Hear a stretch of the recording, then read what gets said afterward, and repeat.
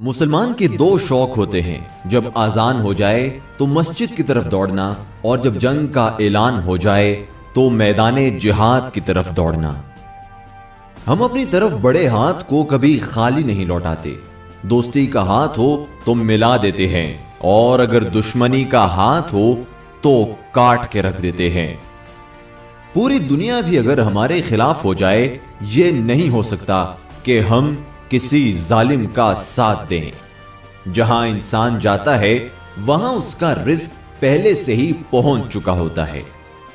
ہماری اسلاف کی داستانیں بچوں کو سلانے کے لیے نہیں بلکہ مردوں کو جگانے کے لیے سنائی جاتی ہے۔ تلوار اس کے ہاتھ میں سجتی ہے جسے چلانی آتی ہو۔ شکار جنگجوؤں کو زندہ رکھنے کا ایک بہانہ ہے۔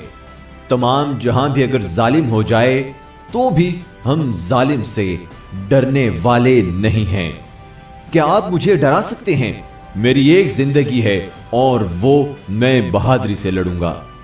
میں مظلوم کی حفاظت کروں گا، چاہے وہ میرا دشمن ہو، لیکن میں غدار کو معاف نہیں کروں گا، چاہے وہ میرا بھائی بھی ہو۔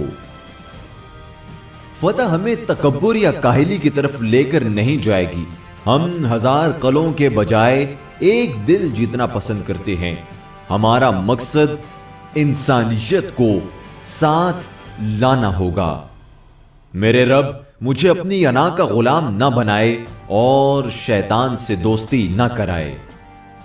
مجھے موت کا خوف نہیں ہے۔ اگر میں آخری سانسیں ختم کرنے سے پہلے ہتھیار ڈال دوں تو وہ سانس میرے لیے ممنوع ہے۔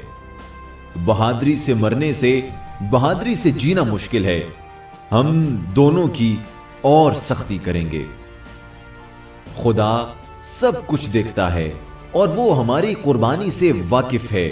ہم خدا کے انصاف کو عام کرنے کے لیے زندہ رہتے ہیں۔ اصلی ہیرو وہ ہے جو نیچے گرتے ہی دوبارہ اٹھتا ہے۔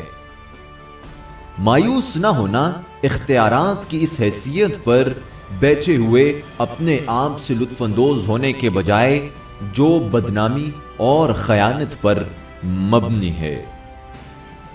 انصاف اور نیک دل لوگوں کے ساتھ سچے رہو۔ آزادی کے سوا کچھ بھی قبول نہ کرو، تیرا راستہ کھلا ہے۔ ہم جانتے ہیں کہ ہمارے مرنے کا مطلب یہ ہے کہ ہم خدا کے ساتھ اکٹھے ہو جاتے ہیں، لیکن ہم خدا کے لیے، ریاست کے لیے زندہ رہیں گے۔